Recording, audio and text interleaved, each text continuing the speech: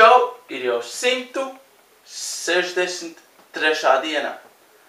Un atkal parādīšu jums triku, lai cik tas nebūtu pārsteidzoši. Parādīšu vienu triku ar diviem džokeriem, kuri atradīs tieši tavu kārti.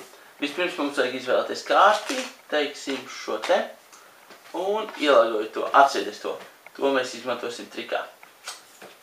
Pīt karalis, un to es ielikšu kaut kur kavā pa vidu, un es to atstāšu tā uz āru, lai jūs redzat, ka viss ir godīgi.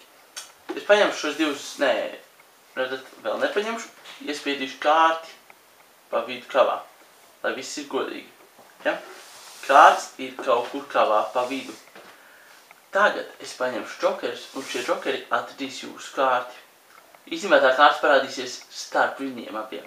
Redzat? Vienu ielikšu te, vienu te, un jūsu kārts ir starp džokeriem. Kaut kur pa vidu tad tā ir. Labi, es godīgi tagad. Aiziesim uz nākamo līmeni. Es savākšu kārtas visas, ja? Redzat? Pavisam godīgi. Savākšu. Viss godīgi. Un nost knipi. Un ticiet vai nē, bet džokeri tiešām ir atraduši jūsu kārti. Un kāda bija jūsu kārts? Kāda tā bija? Vai tas bija pīķa karalis? Vup! Juhū!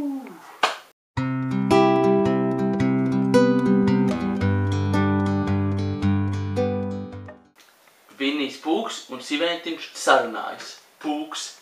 Pūci mums atnesa 20 medus burkas, 18 man un 18 tev. Pāk, tur tak nesenāk. Man vienalga, es savus 18 jau apēdu. Tiekamies rītā.